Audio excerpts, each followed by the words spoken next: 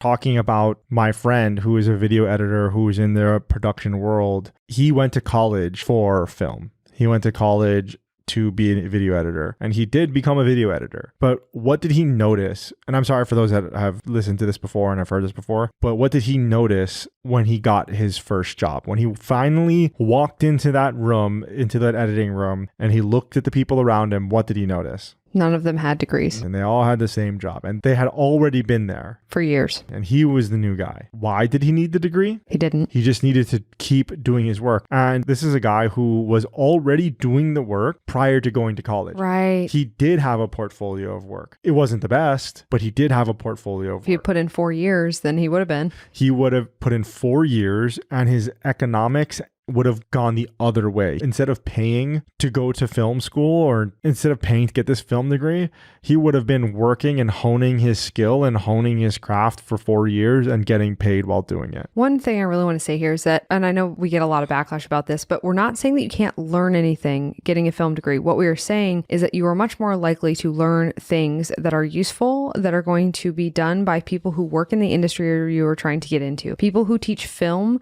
at schools, unless they are professional producers, professional videographers that work in whatever industry, be that TV news, podcasts, live events, concerts, whatever, music, theater, movie.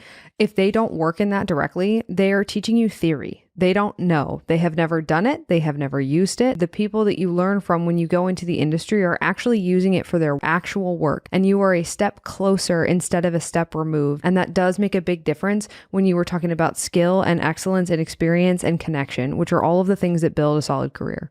And once again, just to sum that up, assuming that it is an art production in some sort of film or music production or TVs, the advice would be to not go to college and to just go start working in that field. Assuming that she wants to do that, Catherine, she probably already has a portfolio. And if she doesn't, then she needs to start that now. She needs to start working on whatever it is now. If she wants to be a music producer, she needs to start producing music. If she wants to be a film director, or if she wants to be a video editor or any one of those things, she needs to go and start doing any one of those things. And if she doesn't have the equipment to do it, then she just needs to be resourceful to do it and just use what she has where she is. Off the top of my head, most people have a smartphone, and there are a lot of apps out there that can help her get majority of the way there. And then you just have to get the ingenuity and the resourcefulness out of whatever equipment that you have. And I will say this is my bias. If your child is interested in an art or creative field and they're a senior in high school and they've applied to universities and they've been accepted, and your child is going, I'm not really sure what art career I want, and they do not have a portfolio of any kind, your child should not be going to art school. They should not be doing that. They do not have enough in them to already have done it. That is not how you build a career in the arts. I want to tell a story about a young man that we worked with. When he came to us, he ended up going through the launch program and he landed on audio engineering and production because it fit his needs. Now, one of the things about him that's unusual is that he had already produced and published over 220 songs on SoundCloud. He had already collaborated with small indie artists. He had already gotten them to write letters of referral in his spare time. That's all he did.